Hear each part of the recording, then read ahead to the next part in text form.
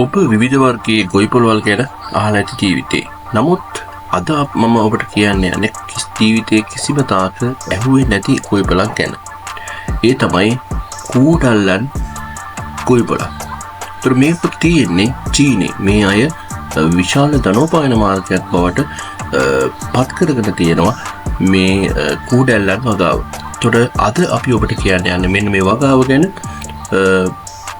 මුලින්ම නාලිකාව සබ්ස්ක්‍රයිබ් කරලා බෙල් නොටිෆිකේෂන් එක ලයින්.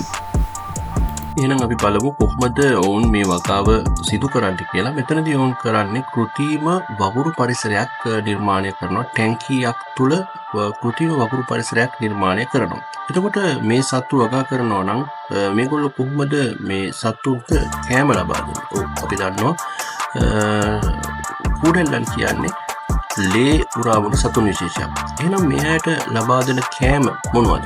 මේ සඳහා ඔවුන් පාවිච්චි කරන්නේ ඌරු හෝ ගව ලේ තමයි මොවුන්ට කෑම හැටියට ලබා දෙන්නේ. එයි මේ අය කූඩල්ලන් වගා කරන කියන කාරණාව ඊළඟට අපි හොයා බලමු. ඒතර මේක සම්බන්ධ වෙනවා චීන පුරාතන වෛද්‍ය ක්‍රමයන් සමග. මොකද ඔවුන්ට සැත්කම් සඳහා සැත්කම් පිහි හෝ කිසිම ඖෂධයක් හෝ තිබුණේ නැහැ. ඔවුන් ඒ සඳහා භාවිතා කරන්නේ කූඩල්ලන්. මොකද කූඩල්ලන් මේ සැත්කමක් සඳහා භාවිතා කරන්නේ? කූඩලු කේටි අන්තර්ගත වෙනවා හිරුටින් කියන සංයෝගයක්. මෙන්න මේ හිරුටින් කියන සංයෝගය රුධිරය කැටි ගැසීම වළක්වනවා. ඒතර පුරාතන චීන වෛද්‍යවරුන් මේ කාරණාව දැනගෙන හිටියා. ඔවුන් සැත්කම් සඳහා තමයි මේ කූඩල්ලන් භාවිතා කරන්නේ. තිබෙන අනෙක් සුවිශාල හැකියාව තමයි මේ සත්වයන්ගේ පර වගේ 5 ගුණයක රුධිර ප්‍රමාණයක් මේ සතුන්ට උරා බීමේ හැකියාව තිබෙනවා. චීනුන් සමත් වෙනවා මේ දැනුම නවීන වෛද්‍ය ක්‍රමයන් ඔස්සේ නවීන සැත්කම් සඳහා භාවිතා කරන්නත් එම දැනුම ලෝකයේ පුරා ව්‍යාප්ත කරන්න.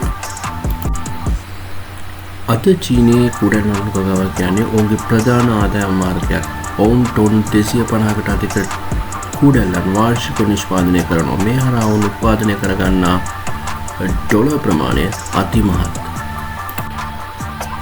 අද මේ කූඩල්ලන් වගාව තුළින් චීනය අතිමහත් ආදායමක් ලබා ගන්නා බව මම සඳහන් කළා. ඒ වගේම මොවුන් මේ කූඩල්ලන් අද සියලු සැත්කම් සඳහා ඒ වගේම ආතරයිටිස් වගේ රෝගයන් වල වේදනාවන් සමනය සඳහා පාවිච්චි කරනවා. මේ දැනුම ලෝකේ පුරා බෙදා හරිමින් ඔවුන් මේ හරහා තමන්ගේ ආදායම තව තවත් වැඩි කරගන්නට සමත් වෙලා තියෙනවා.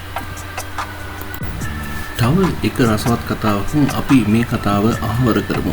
ඔබ අසා තිබෙනවද චීනුන් කූඩල්ලන් ආහාරයට ගන්නා බව?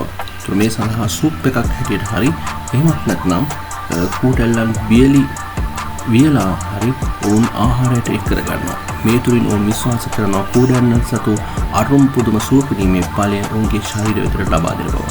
අපි නැවත වීඩියෝ එකක් හමුවතුරු නවතිනම් බොහොම ස්තුතියි අපි සමග රැඳී සිටියාට.